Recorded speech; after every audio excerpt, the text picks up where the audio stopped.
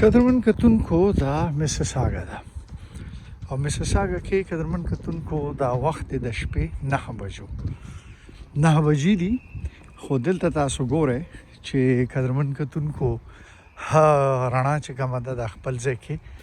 بالکل داسې ده لکه چې موږ سره پاکستان کې داسې د غرمې شپږ بجو ټیم وي یا چې داسې موسم کې د 7 بجو وخت وي مازیګر ختم دی او دا ماښام وخت دی او دلته په یو سټریټ دی هغې کې زه واک کوم دا تاسو ګورئ دا زما د واک ټایم دی او مختلف بوډونه تاسو ته ښکاري دلته مخکې یو چوک راشي هغه چوک کې بیا تاسو ګورئ چې بورډ لګېدلی دی سټاپ آل د وی لکه سټاپ مطلب دا دی چې یاره هر یو شی نه سټاپ لکه ټریفک خو سټاپ دی خو بهرحال د نور سیزونو هم دی ډېر زیات سټاپ کوي دا وړوکی شانتې دا وینفیلډ والا یو وړوکی شانتې چوک دی دلته تاسو ګورئ ټریفک دپاره دا لیکلی دی لکه چې یاره سټاپ دا یو بل سټریټ ته زه تاو شوی یم ماشاءالله کورونه تاسو ګورئ خپل حساب سره صفا سوتره دي ګاډي ولاړ دي خلک واک کوي خپل کارونه کوي او دا چې کم دا تاسو ته یو وړوکی شانتې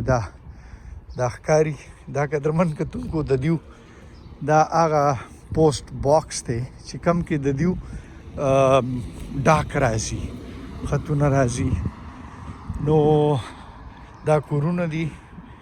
او دا میسیساګا ده کینیډا ده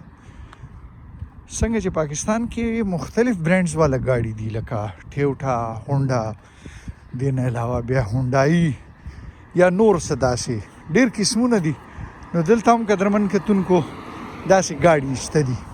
خو زیاتر ګاډي چې کم دي هغه د امریکې والا دي لکه څنګه چې جی ایم سی شو څنګه چې ډاج شو یا نور ګاډي شول خو د امریکنۍ ګاډو اکثر کمپلینټ دا دی قدرمن کتونکو چې یاره هغوی انجن چې کم دی داسې یو 2 لکه کیلومتر نه پس بیا کار نه کوي بیا ریسکي وي لکه ډېر زیات ریسکي وي ماښام ټایم کې دلته زه تاسو ته یو بله خبره کوم چې دلته مختلف چې کم یا زیاتتر چې کم خلک دي میکسیمم زیات انډینز هم دي پاکستانیان هم دي دا نور د دنیا نه هم خلک راغلي دي لازمي خبره ده کینیډینز هم دي او د دې دا پیټس لکه دا واړه ځناور چې کوم وي هغې کې بیا زیاتتر قدرمن کتونکو دا سپی چې کوم وي که نه سپي دا و ډېر زیات شوق دی که دوی واک کوي او که نه کوي خو دوی خپل سپي باندې لازمي واک کوي نو دا حالات او واقعیات دي ما یاره دا لږ شانتې دا سیسټم دا نظارې تاسو مو ګورئ دا اوس مخامخ هم خلک را روان دي خو دوی سره چې کوم دی دا خپل هغه سپی دی بس اوس اردو کې چې موږ ورته کوته وایو یا چې سم وي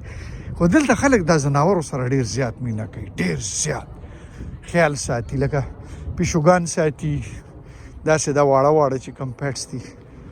ډاګس دي دیو ساتي او دلته تاسو دا هم ګورئ دا فایر برګیډ دپاره دی خدای مکه لکه چې دلته چېرته څه داسې خبره وشي نو فورن فایر برګیډ اوبو دې ځای نه هم اخیستی شي سکول زون دی دا اوس سکول باونډري تاسو ته ښکاري او دلته دا وایي یاره چې لږ په ډېر احتیاط سره نو قدرمن کتونکو دا اوس وګوره مختلف ګاډي دي دا مختلف داسې د هونډا والا دي داسې ټیوټا ده